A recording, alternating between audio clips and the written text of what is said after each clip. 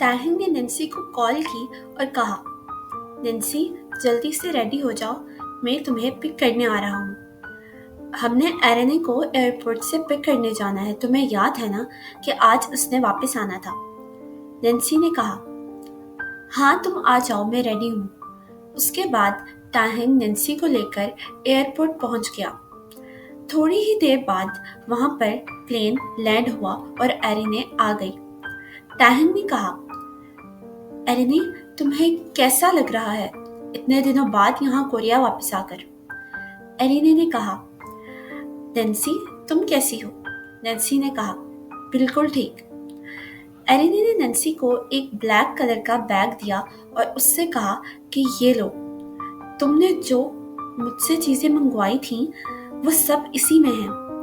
Nancy ने वो bag एक सीट पर रख दिया और कहा कि मुझे वॉशरूम जाना है। एरेने ने कहा, चलो मैं तुम्हारे साथ चलती हूँ। वॉशरूम से आने के बाद वो तीनों अपने अपने घर चले गए। घर आने के बाद नेंसी ने सोचा कि मुझे वो ब्लैक बैग खोलकर देखना चाहिए जो एरेने ने मुझे दिया था।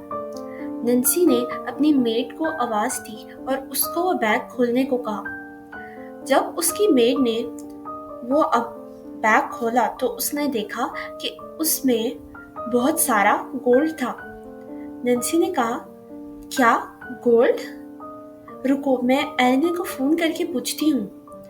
नेंसी ने कहा, हेलो एरेनी, मैंने तुमसे बुक्स मंगवाई थी लेकिन इस बैग में तो बहुत सारा गोल्ड है। एरेने ने कहा, क्या गोल्ड? ऐसा कैसे हो सकता है?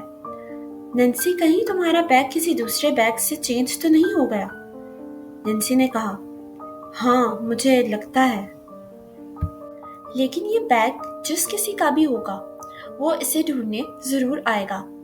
एरेने ने कहा, अभी तो बहुत रात हो गई है, तुम ऐसा करो कि इस बैग को किसी सेफ जगह पर रख दो और सो जाओ, सुबह हम इसे पुलिस स्टेशन में दे आएंगे। इसके बाद नेंसी ने वही किया जो एरेने ने कहा और फिर सो गई।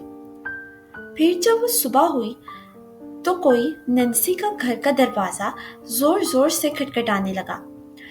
नेंसी की मेड ने जब दरवाजा खोला तो कुछ लोग जिन्होंने ब्लैक सूट पहना हुआ था वो घर में घुस आए और पूरे घर की तलाशी लेना शुरू कर दी।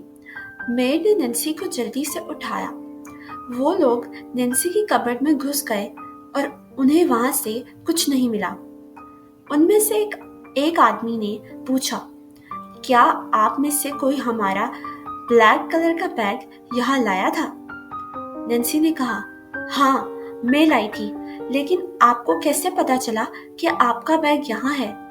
उस आदमी ने बोला, वो हमारा नहीं है, हमारे बॉस का है, मिस्टर जियोन का, और उस बैग में हमने एक चिप लगाई थी जिसकी वजह से हमें पता चल गया था कि वो बैग यहाँ पर है।